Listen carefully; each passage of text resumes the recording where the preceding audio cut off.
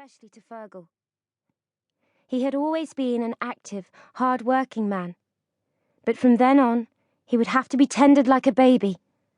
With every month that passed, he had been forced to watch his useless legs wither away, and it broke his heart to see his beloved Dilly and the children struggling to survive. Their other 4 children were upstairs, fast asleep in their beds, unaware of the birth that had taken place only hours before. Dilly considered that to be a blessing, although the women in the courts, like her, were brave during childbirth and rarely made a sound, intent on not distressing the rest of their brood. Dilly's 4 would be told that the new baby had died before it drew birth, and it was doubtful that they would question it.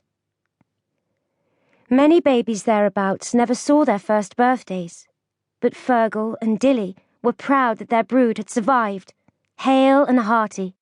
Each child had been wanted and was loved, but the same could not be said for this one. From the moment she had realized she was with child again, Dilly had dreaded its coming. How would she manage with yet another mouth to feed? As her pregnancy had progressed, she had been able to take in less washing and ironing, and many a night they had all gone to bed with grumbling stomachs. Then, like the answer to a prayer, she had been offered a solution and had known she must seize it. Things had become so desperate that she could see no alternative but to put the children into the orphanage until she could earn enough money to feed them and pay the rent. Now, not only would she have enough money to send them to Ireland to their grandparents, but also a job that would enable her to earn more in a week than she could in a whole month, taking in laundry. What choice did she have? With one last glance at her husband, she picked up the baby and went to the door, before her resolve wavered. The promise had been easy to make while the babe had been growing inside her, but now it was here. It was much more difficult to keep. The only other person who was aware that she had given birth was Nell Cotteridge, her trusted neighbour, who had helped the child into the world. But Dilly knew that her secret would be safe with her. She would have trusted Nell with her life. "Let me take just one more peek at the little mite, afore you go," Fergal begged. She shook her head. "Best not make things any worse than they already are." She let herself out into the bitingly cold air of the backyard, closing the door firmly behind her. Fergal's muffled sobs came to her through it, but she squared her shoulders and walked into the long, narrow entry.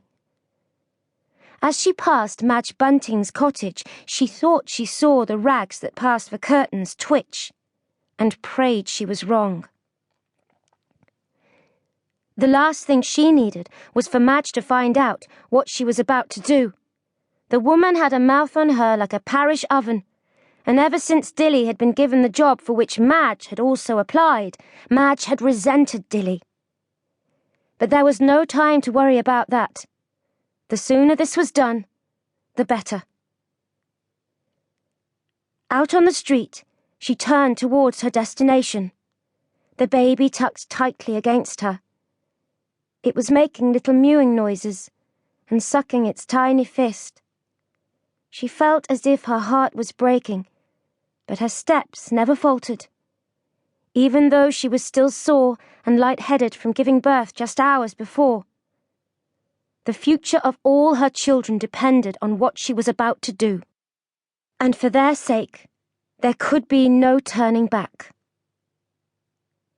The gas lamps she passed flickered eerily and cast shadows across the pavements and on the walls of the terrace cottages in St. Mary's Road. But the streets were deserted, as she had prayed they would be.